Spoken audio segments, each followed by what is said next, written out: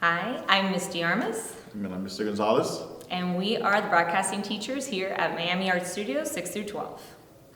So I teach sixth grade, seventh grade, level 1 and level 3. And I work with the 8th grade students, level 2 and level 4. In my classes, you could expect to learn the foundations of journalism and broadcasting. And well, typically with middle school, right, we are building the foundation. So students will be exposed to all the various types of media and pretty much trying their hands, learning introductory basic skills, especially with writing, which is a big focus, and also technical skills, which all culminate in 8th grade for the middle school students to put together their own broadcast show. And then in high school, our students go into deeper Levels of understanding, they get to do more complex stories where the middle schoolers do not superficial, but we kind of guide them into what type of stories they do. High schoolers are allowed to choose their own stories, and they're allowed to explore and go out into the community a lot more than the middle schoolers. And typically for middle school, when they start out, they have a photography component and journalism component. In 7th grade, there's a journalism component and then a speech and debate component to help with oration and speaking in front of large groups of people. And like I mentioned before, 8th grade is when they put everything together for the first time. Yeah. And then going into high school is level 1. And high school level 1 is a lot like sixth grade, so it's the foundation of journalism, all the writing components, and then they also have a photography component. Level 2, then they build on those skills, and then they have an improv class to again help with oration and public speaking and expression. And then once they transfer over to level 3 with me, it's almost like the 8th grade show. They're putting everything together, but with a lot of freedom in what different publications they could publish on and what type of projects they could work on. But when they get to level 4, In level 4, the flagship mainstay publication is our news program. However, the other publications that our students participate in include social media on Instagram and Twitter, as well as posting longer form pieces like short film, doc, news magazine. Those types of pieces would go onto YouTube. yeah. And then our high school students also have the opportunity to take classes like Yearbook, which is again is another journalistic publication, and the Moss Post, which is our school newspaper. In high school, students also have the opportunity, once they are sophomores, that they can enroll and participate because of the fact that they're publishing on a regular basis to be part of the International Honor Society of Quill and Scroll. Yeah. Now, how can you make it in? Auditions. So auditions are pretty straightforward. Every student is required to have a one-page film treatment. These are accessible. You can find these online. Just Google film treatment and just follow the outline that you find there.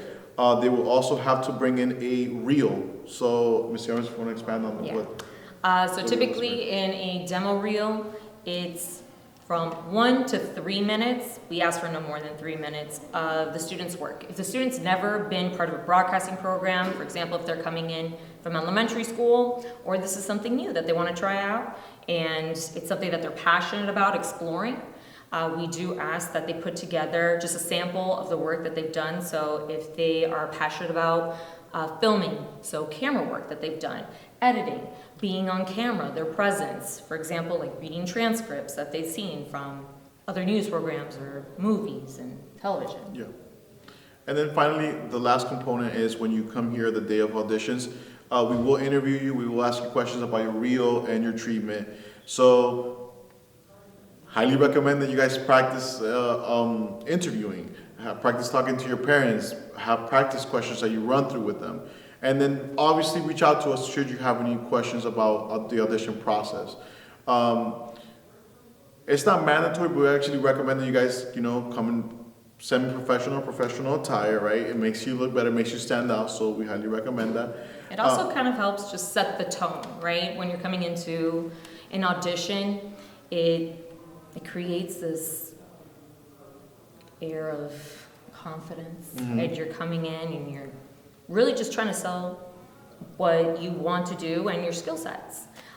in order to join the program. Yeah. And we also, not to sell it short, but we do a lot of competing. Yes, we do. Yes, we do. I know at the bottom of this page, you'll be able to see all the competitions we've done. We are part of various public organizations. There's FSPA, Florida Scholastic Press Association, STN, the Student Television Network. We're also part of NSPA. The National Scholastic Press Association, and the And also NATAS, NATAS, yeah. the Suncoast chapter, which is the National Academy of Television Arts and Sciences.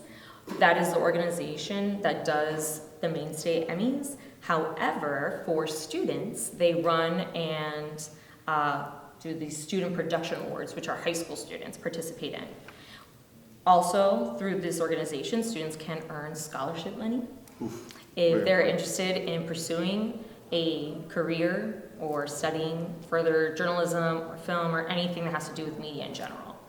And overall in our program, students, while news is one of the bigger programs that we run, they are able to explore podcasting, short film, documentary making, commercials, PSAs. Yeah. There's really the whole gamut. Yeah, we give them a lot of autonomy to choose and to produce the types of projects they're passionate about. So we want to see them bring their best, and a lot of that comes from actually being able to do the things they want to do and produce the projects they want to produce.